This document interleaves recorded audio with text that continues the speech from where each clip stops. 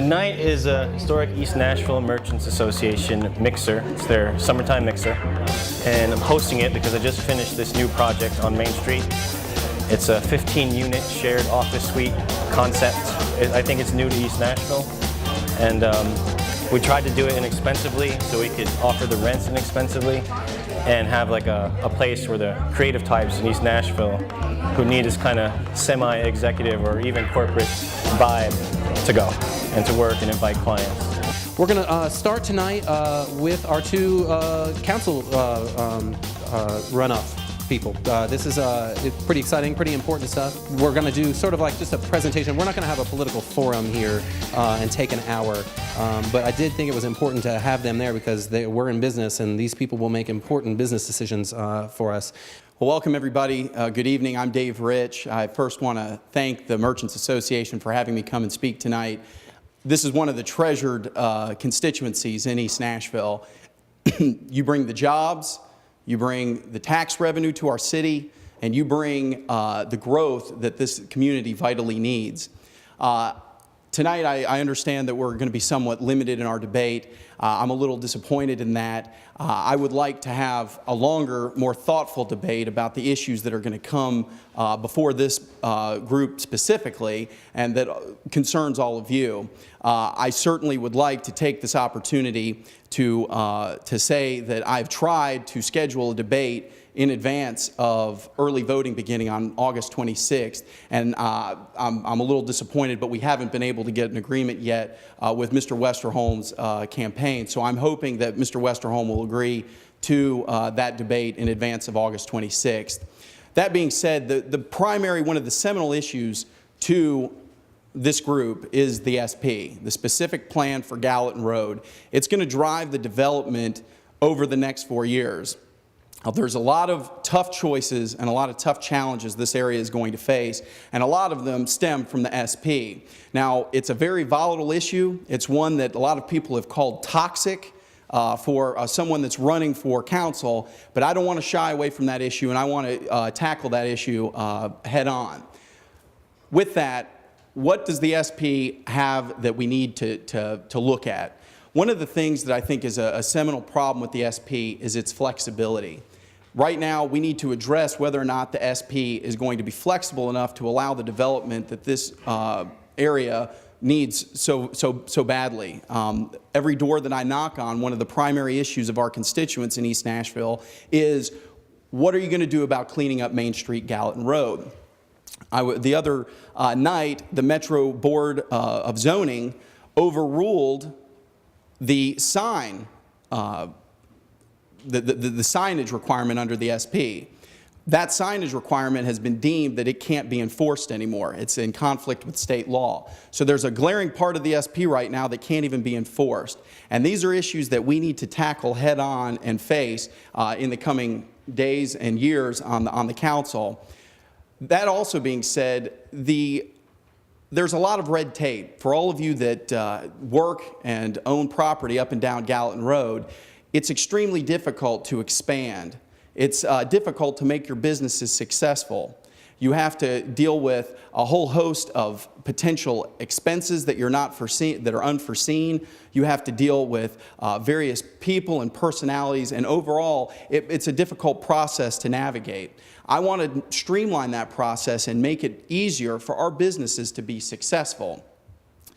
Finally, one of the things that I just want to point out to everybody in advance of the coming election, which it is an extremely important election, is that the differences between the other candidate and myself could not be more stark. The council is not an easy place to exist. It is a place where people who build consensus and can lead are the folks that get things done.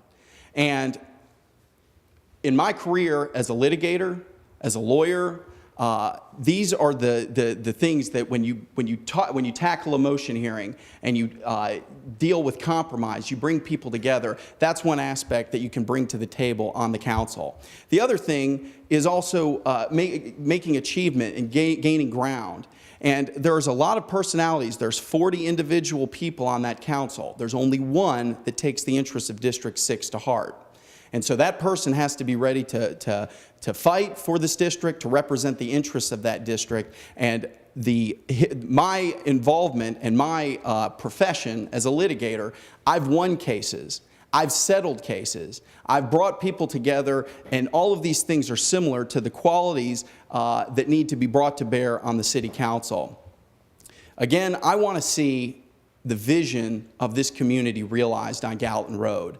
In order for that vision to be realized, we're going to have to bring the people to the table, the property owners, the developers, NES, Metro Water, Public Works, all of the folks that are interested in this. We're going to have to bring them to the table and go ahead and revise and look at the SP and ask ourselves the question, is the SP doing what this community needs it to do?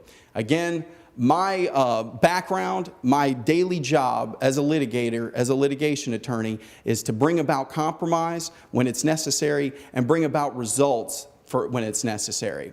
My opponent, Mr. Westerholm, his career has been one in which he has worked for the government. So again, I would ask you for your vote. Early voting begins on August 26th. It goes through September 10th, and the general election is on September 15th. So I would ask for your support and ask for your vote so that we together can move this area forward. Thank you.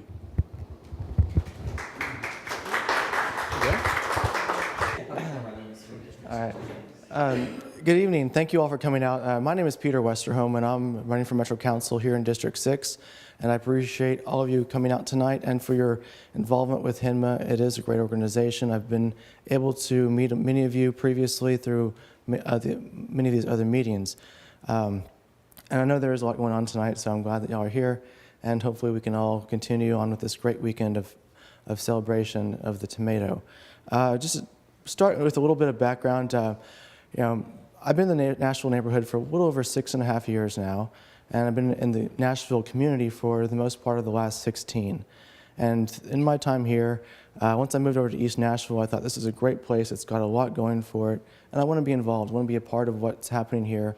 And so I've been doing that to a very large extent over the last number of years. I've been on many boards, commissions, and done a lot of volunteer work with various organizations that have provided me a good understanding of many of the challenges that we're facing and many of the opportunities that we'll have in the years ahead to really capitalize on a lot of what's been going on in the community. My background, as Dave pointed out, was in government, or is in government. I work with the state budget office, where for the last 8 years I've worked with the development and implementation of the state's budget. That, I think, is going to be a very good background of knowledge moving forward in the years ahead. I think that there will be some very difficult decisions we'll have to make budget-wise. There are a number of things going on with different metro departments and agencies trying to provide the right levels of services that people expect, and a lot of cuts have been made in previous years, and we'll have to make sure that as we approach the upcoming years and we'll see where revenues are, that we have those conversations with our constituents. And I will be happy to meet with every organization moving forward as we're putting together the budgets and talk to them and help them understand what we're facing and take that input to our council meeting so that when we put those decisions together, it reflects the input of the community. My basic platform throughout this campaign has been smart growth starts here. And what that seeks to drive is the fact that we are a neighborhood adjacent to the urban core. And it's important that we have a strong connection to downtown.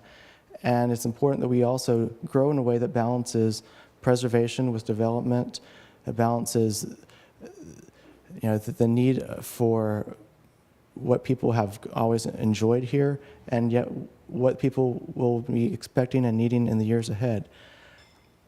I look at right here at Gallatin Road, and we all know about the SP. I think there's a lot of agreement that there are some concerns with the SP, but I think there's also a lot of things that we just don't know yet. I think the SP was the reflection of a number of neighbors and interest groups that came together and said, what can we set out as a vision for what this corridor could become?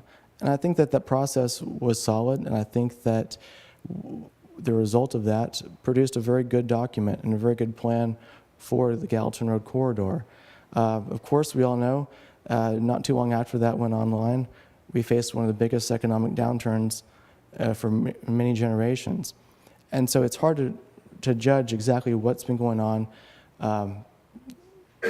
If you look at what has been pulled in development, clearly after 2008, it's slowed down a bit, but I don't know that what exactly, I wouldn't place too much on that at this point. And I would be happy to address any changes or any ideas or alterations to the plan.